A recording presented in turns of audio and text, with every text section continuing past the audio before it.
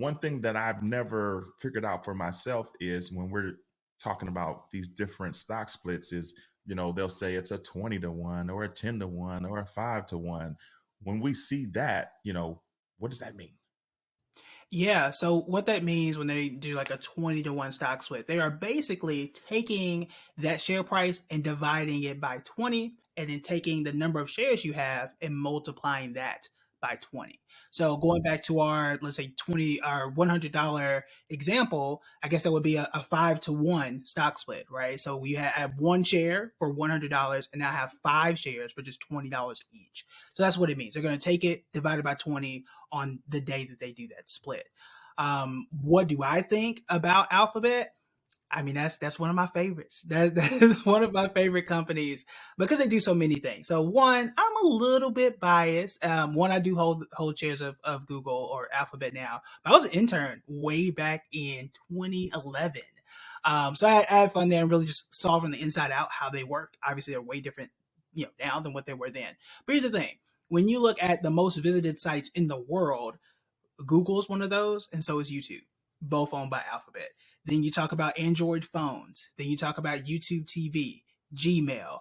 Like the list goes on of all the products that they have, Google Maps, all the products that they have, and how they make money from revenue, from advertising. That's how they make the majority of their money. But also, when you look at, again, their Android phones, but also the Google Home, Fitbit, they bought them too. So they're really what I call diversified. They got a lot of different income streams, which I really like for a company. So again, one of my favorites. I've been high on them for quite a while, and similar to Tesla, without the same roller coaster rather. I ain't mad. I ain't mad at it at all. Yeah. What you just mentioned is something that you teach in your investors toolkit, which is, of course, guys, I can't recommend it enough. I'm somebody who studies this stuff, but Kevin has a teaching style that makes anybody and everybody comfortable. So we'll talk about it a little bit more, but for you all that are like interested in learning this stuff in a deeper way that Kevin is mentioning, go to hisandhermoney.com/investor toolkit, and we'll have it linked in the show notes and underneath this video as well. Trust me when I tell you, it is worth the investment because Kevin makes you comfortable and ready to know exactly how to evaluate a company to figure out whether or not it's right for you.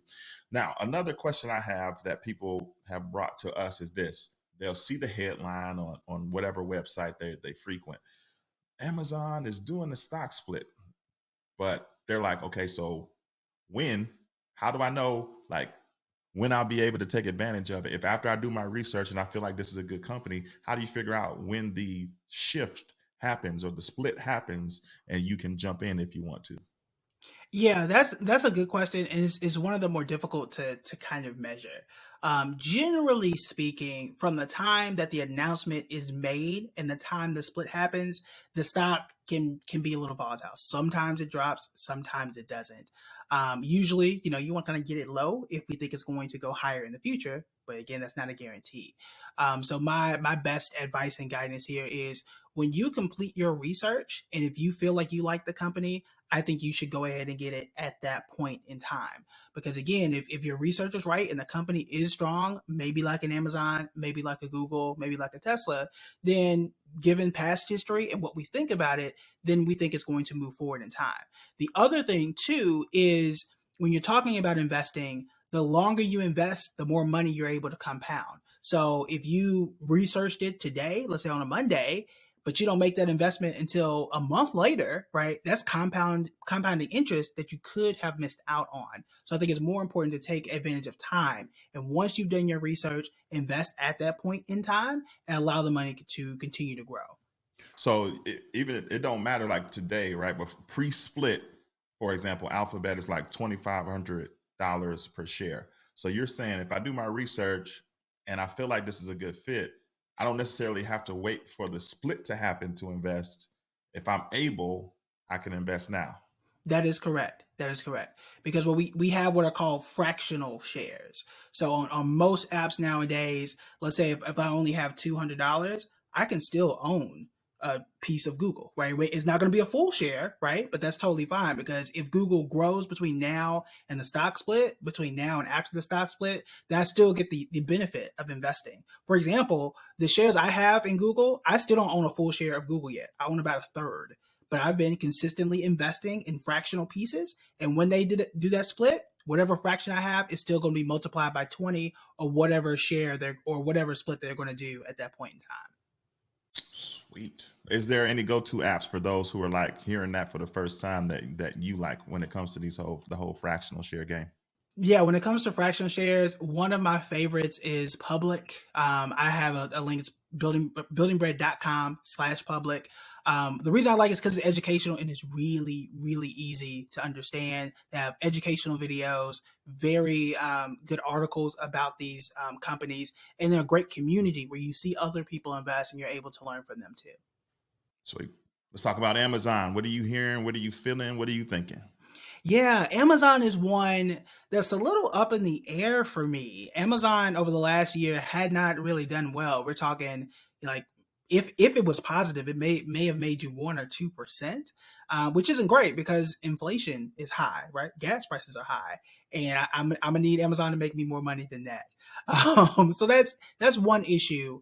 But that one's I'm like, I'm not really sure. The other thing too is they did switch CEOs from Jeff Bezos to someone new, and it just has not paid off yet. It's been a year, so it's still early in the job. But that one, I'm on the fence for that one. Like Google's an easy yes for me. Amazon's like maybe we'll kind of have to see. Yeah. That's interesting because I think that was what people were saying when Jeff Bezos stepped aside and hired a CEO, that maybe this would be the door that could lead to a potential stock split, which Amazon has never ever done before. So now here we are. So it's just something we got to keep an eye on. It looks like. Definitely. So for me, like I do own shares of Amazon, but I've had them for a while. Personally, like this doesn't make me want to jump into it. But it's just, they're doing a lot. Like Amazon they're spreading themselves thin. They got a streaming service, they got cloud, and then they have like the 2-day shipping, right? So I think they need to like focus Amazon and figure out what you want to do well, and then continue to do that. Cool. The fourth one, I think, is the most recent one, was that of Shopify announcing a stock split. Now they're not of the same size as these other three companies, if I'm correct.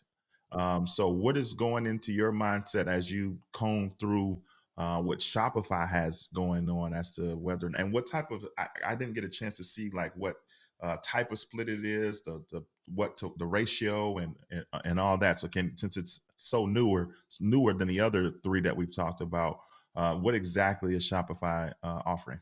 Yeah, so Shopify is a real interesting case here, because the reason, like usually a lot of companies will come out and say, "Look, we're splitting for this reason, to be more affordable, to be, traded a lot easier for our investors." That's what most companies say. Shopify did not say that. What they said is they want to protect the voting rights of their CEO. And the reason why I think this is important is because you see how Elon Musk can just come in and buy Twitter and make a lot of noise. Well, Shopify is saying, look, we're going to do a split, make it more affordable, but we're going to make it easier for our CEO to retain power, to protect it from someone coming in and buying and really making a lot of waves. So that seems to be the primary motivator, which is a little concerning to me. But the other thing about Shopify is this: Shopify has been down over the last year more than 30%.